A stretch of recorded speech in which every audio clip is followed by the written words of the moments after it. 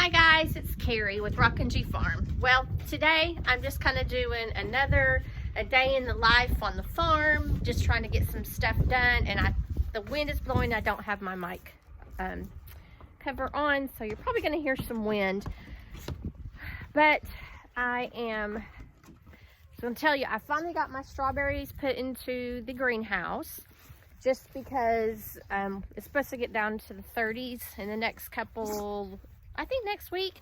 So I brought them out here. I also brought my, oh my goodness, a Mandeville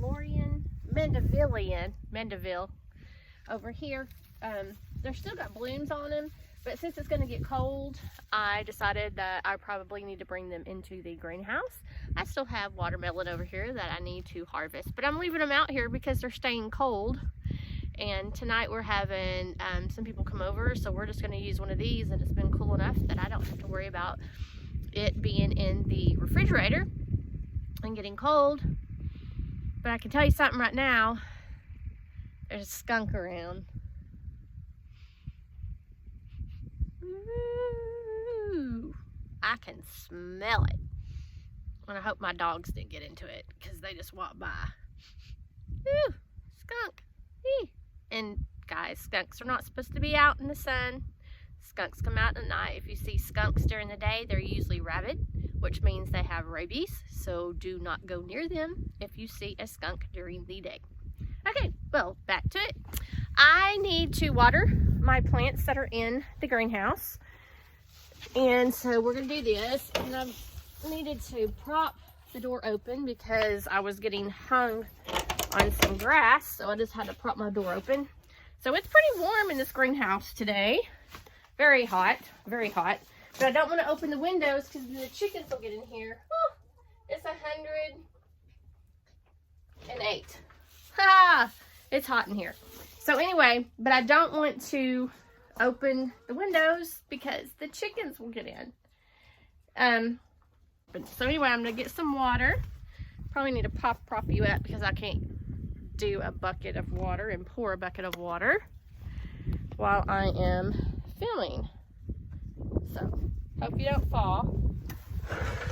But I've got my water bowl bucket here that catches rain off of the greenhouse, and then I like to leave a bucket out here because it's faster than waiting for the bucket up here to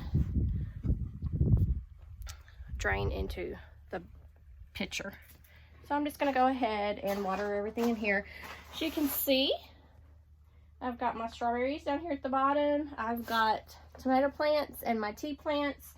I've got some petunias that I want to see if I can winter over in the greenhouse because I really like the colors on them. And I've brought my mint in because I love to put mint in my tea. And it was starting to get a little wilty out in the cold air because my mint does not like cold. But I'm just going to go ahead and water these plants in here because it's pretty hot. 108.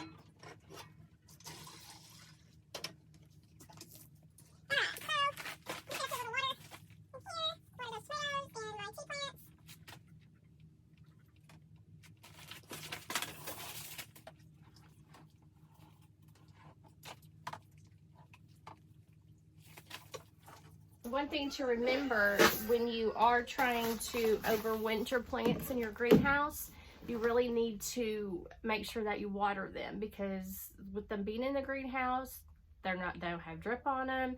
So it's just very important that you remember to always water your plants that are in the greenhouse and the plants that you are trying to overwinter.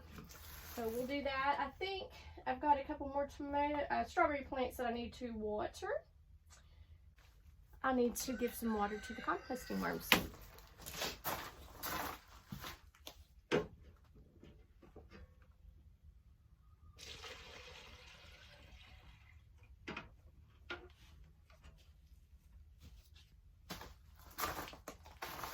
Now these strawberries right here are Chandler, and the ones in the tin containers are just ones that a lady from church gave my mom. And they gave them to me. So I'm just keeping them here. They have tons and tons of runners. Tons of runners. So hopefully we'll be able to keep those alive during this winter. And we'll have tons of strawberries next spring.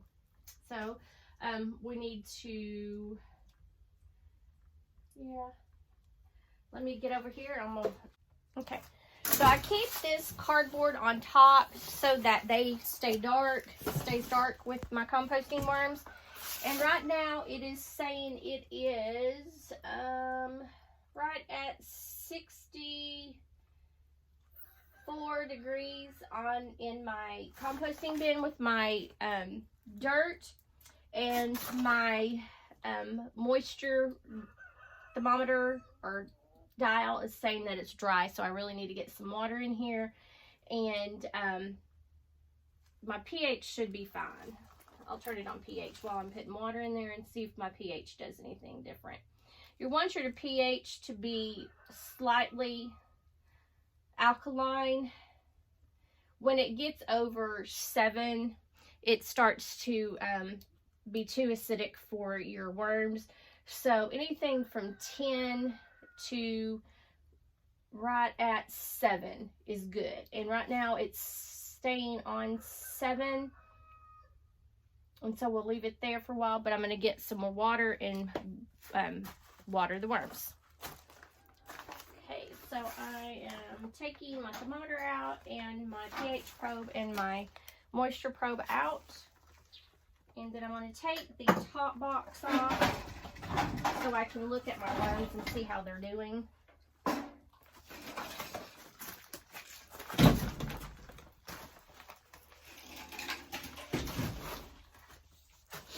Okay, so as you can see here, these are coffee filters, and I just put them up there for some feed for my composting worms. And then when I want to look at them, I just kind of pull back. Let me get a shot here so you can kind of see them. I've got some good little baby worms there. And I just kind of pull back and see how everything's looking.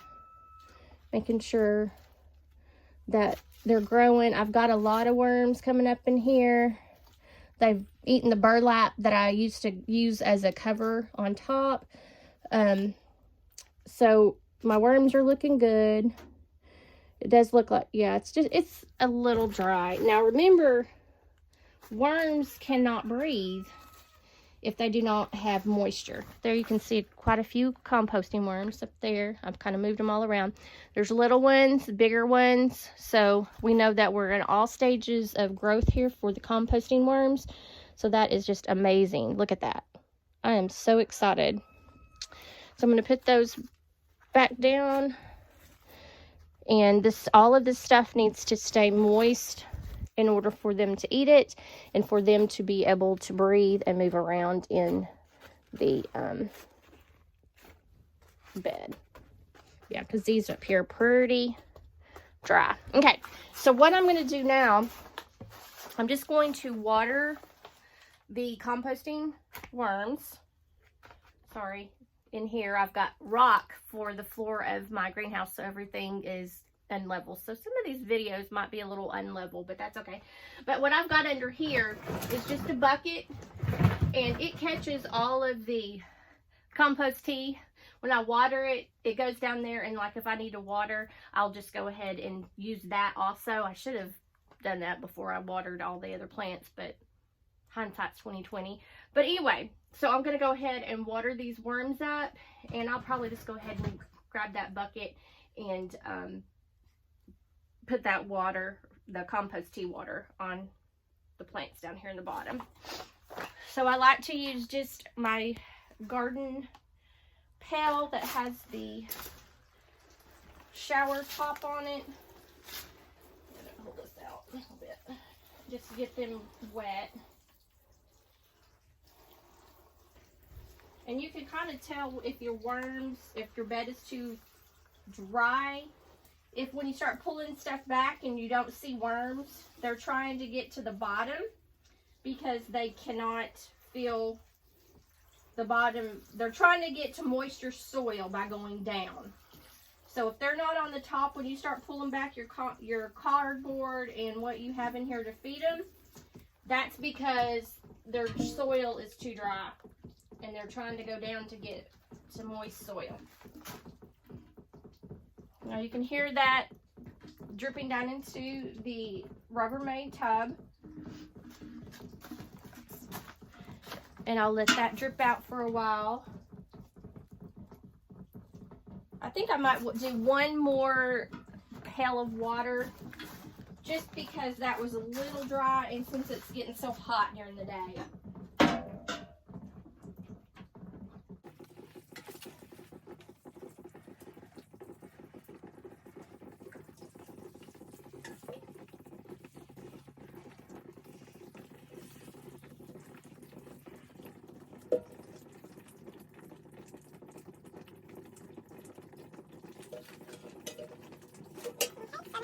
In there, I'm gonna go ahead and put my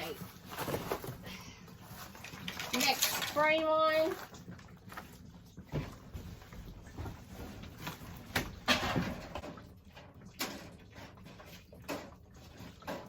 And then I'm going to put my pH and my moisture probe back in.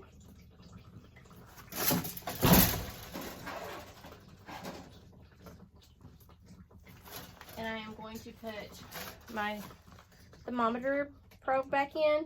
And you can see, I really like this thermometer probe because it tells you, it's a quick glance. The red is too hot. The pink is still too hot. We like to be in the tan region for perfect conditions for, or perfect temperature for your worms. And when it starts hitting the blue, that's when your worms are too cold and you're going to need to turn on the heater, which we do have a heater in here in the greenhouse that we do turn on when it gets to be very cold. Okay, my pH is still right at 7. So that looks good. Let's see if that moisture one's coming up.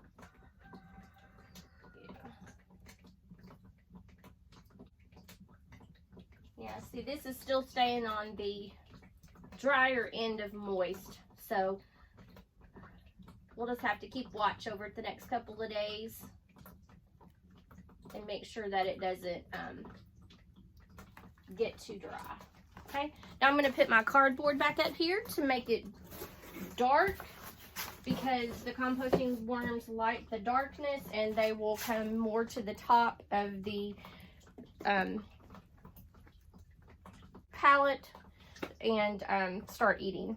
So anyway, so let me show you. I think I just showed you my tomato plants, my tea plants, and then all of my tomatoes, petunias, mint, and I have some sage over there I didn't realize I had there. But we've got our grow lights getting ready. We've got all of the pots to grow. I've got all of those up there on top. So we're getting ready. So right now I think I'm going to go out here and check out my chickens and see what's all going with them. Of course, you know, like I said, I didn't want to leave my windows open because the chickens would come out. So when I came over here, I opened this door and here, oh, look. They're trying to go in my greenhouse. Right there. You see that? You see them? Trying to go in my greenhouse. Oh, no. Girl. Out, girl. Sister, come on. Oh, goodness. Oh, goodness. Get out of my greenhouse. Out. Mercy me alive. Those chickens think they own the place. Whatever. And then we have our composting pile here. And this is just from grass. When we mow the grass, we rake it all up and we throw it all in here. I put all of my kitchen scraps in here, my eggshells in here. Whenever we change the bedding on the chicken coop, we put that there. And look how awesome that is. That is all going to be soil that is going to be able to be used in the garden. Which, if I wouldn't have got the grass clippings or the clippings and start eating. So anyway, so let me show you. I think I just showed you my tomato plants, my tea plants, and then all of my tomatoes, petunias, mint, and I have some sage over there I didn't realize I had there. But we've got our grow lights getting ready. We've got all of the pots to grow. I've got all of those up there on top. So we're getting ready. So right now I think I'm gonna go out here and check out my chickens and see what's all going with them. Of course, you know, like I said, I didn't want to leave my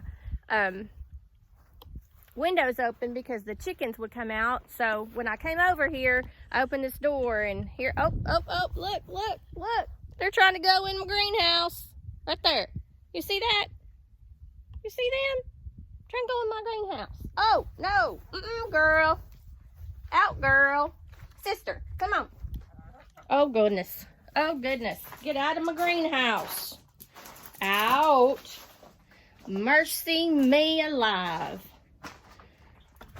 Those chickens think they own the place. Whatever.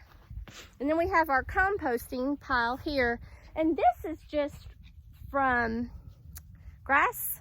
When we mow the grass, we rake it all up and we throw it all in here. I put all of my kitchen scraps in here, my eggshells in here. Whenever we change the bedding on the chicken coop, we put that there. And look how awesome that is. That is all going to be soil that is going to be able to be used in the garden. Which, if I wouldn't have got the grass clippings or the bedding from the chicken house and put it in there, I wouldn't have had any soil. I would have had to bought everything. But because of this right here, we're going to have a lot of soil that we can use. Of course, it's still hot, which means it's not composted enough to use with your plants right now because it will burn them. But that is an awesome start. And that's just from stuff here on the farm that I didn't even have to purchase. That is free soil. So you need to try to do that.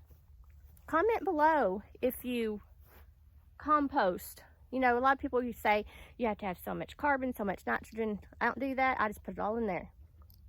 Check it out and just let it start composting. Now I will check do like a soil check before I do use it in my garden beds, just to make sure that it's still not too hot, to see what it's deficient in, see if it has any deficiencies. I will do that, but right now this is just awesome. And the chickens get in there every day and they just start turning it up, so I'm not having to turn it with the tractor or with the pitchfork. So they're doing a lot of the work for me. I do still have to water it because it does have to stay moist. And also when it stays moist, you get a lot more worms in it that help eat and break down all that compost into dirt. So anyway, all the single ladies are right there underneath the chicken coop because they don't like to stay in the chicken run. So they've been jumping out. But that night they do go in. So they're all sitting here thinking that I'm going to feed them out here. But I ain't feeding them out here. They're going to feed inside the coop. So let's take a look inside the egg box, the laying boxes, and see if we got anything. Oh, we got a mama. Oh, she didn't like that. She didn't like that. Oh, 1, 2, 3 so far. Just 3 eggs. Hold on. 3, 4, 5, 6. Okay, we have 2 of our white leghorns that have started laying. I would hope that more of them would, because we have 12 and only 2 started laying. Of course, you know, they're still young and the weather's changing, so we might not get any more white eggs from them. But anyway, it is what it is. So at least we have those 2 that are laying. And of course, you know, with them all being outside of the chicken run, they might be laying other places that I have just not found. And that is a big bee. Woo-hoo. That was a big bee. Okay. I think they're feed is good. Let me double check. I have to pop this with my hip. There we go. Let's take a look. Oh yeah, they're good. Boy, I really made her mad getting off that egg. I guess she needed to lay an egg, and I got in her way. Well, let me show you this. Over here is our, back over here is our fruit trees. All the way down. I'll get you back there. All the way down. Over there. All the way down. We have two peach trees and 2 apple trees. We have a pink lady and a Macintosh apple. We have a white lady peach and a Alberta peach. So hopefully those will come with the glaze of glory in the spring and bring us some fruit. Having a hard time thinking today. Whoa, there's Meaner. You remember? I didn't tell you what happened. Right there's Meaner. Okay, so remember several months ago, come here, Bear. We caught all the roosters and we put them in the, Bear, come here. We put them in the chicken runs. That's Meaner. So we had to put Meaner in one by himself because he was that mean.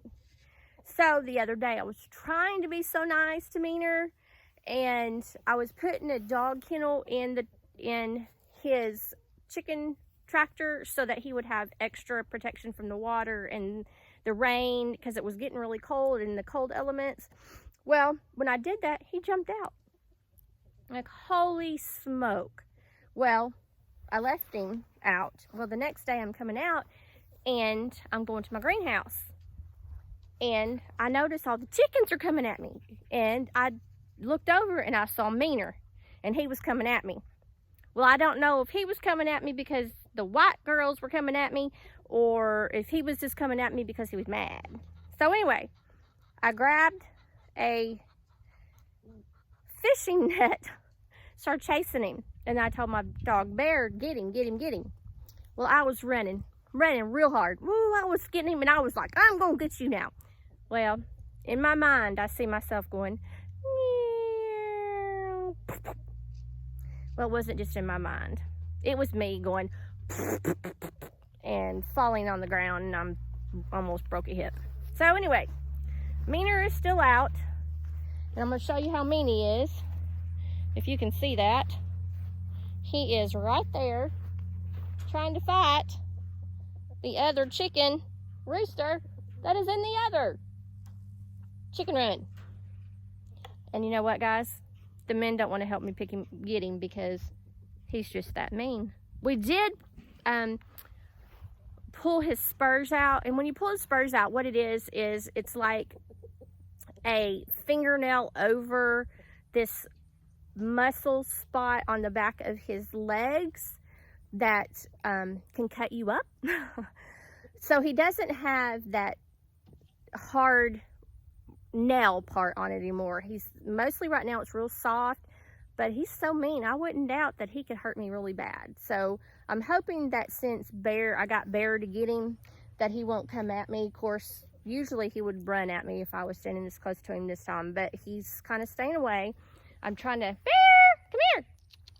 I'm trying to keep Bear close to me. Come here, Bear. And then that way that deters him from coming at me.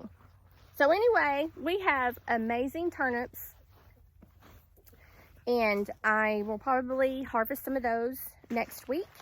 We just have a lot of things going on this weekend, so I'm not going to worry about harvesting my turnips, but I am going to have to get out here and, come here, Bear.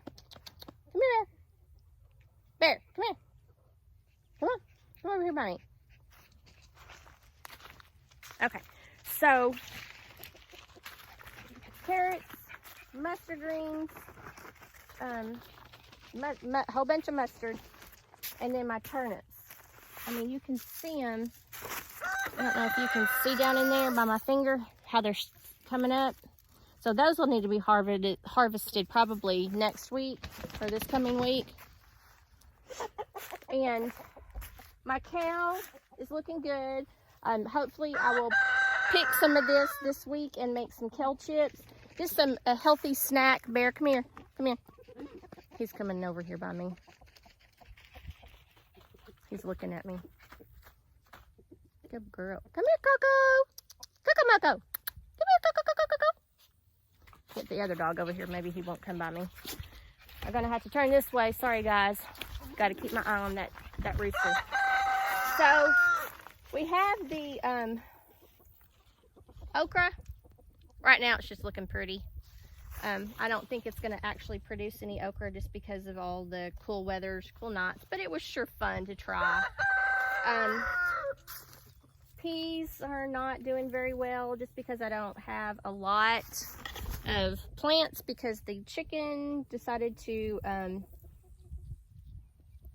dig most of them up. So it's a trial and error. You know, it's okay to fail. It's okay to go, this didn't work this year.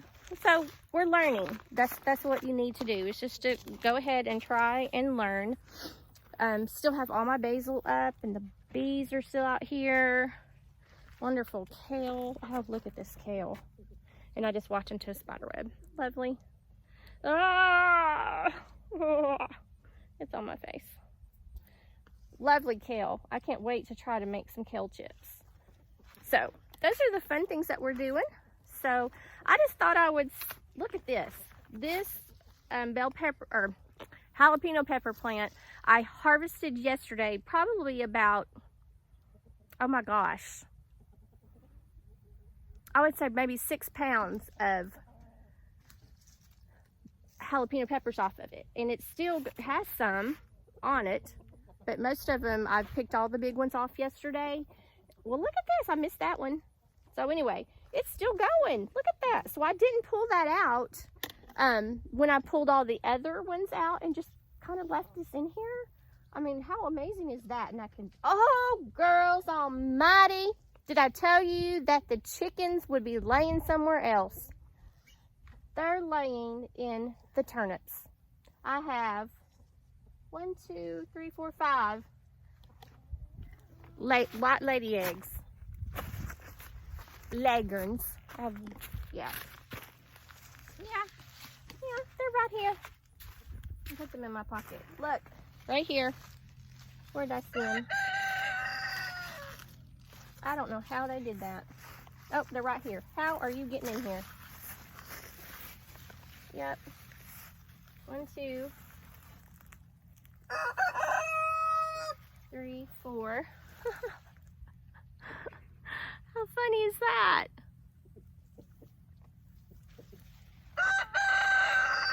And 5. That one's dirty. I'll give it to Bear. Hey, Bear! Where you at? Bear! I'll just give it to chickens over there. Oh, well, I should have showed you that. You know, chicken eggs do bounce. They have to hit just right in order to break. Okay, guys. I told you they were probably...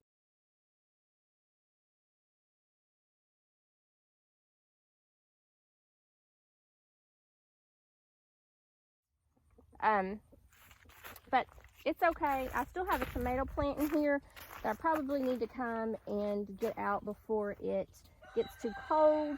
Right here's the tomato plant. It volunteered. It is a San Marano. Say that 5 times fast. Because this is the only tomato type that was in this bed. So that's what that's going to be. So I need to get that out and put that in the greenhouse. Of course, this is a nasty weed that has pokey things on it, and I hate them. They just poke you bad. Pull that out and throw it over there to chickens. Okay, so we've got a great garden.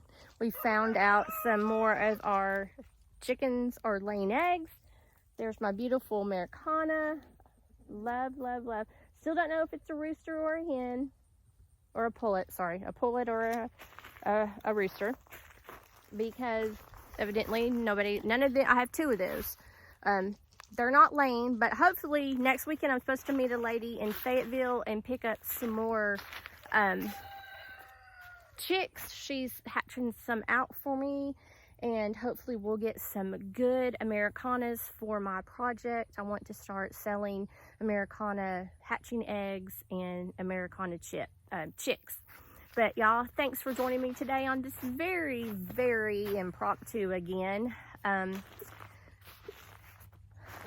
vlog of what I do daily at the farm, and make what you have beautiful, and also show you something beautiful. If you can see this wonderful, these marigolds are covered in bumblebees, but can you see that butterfly right there?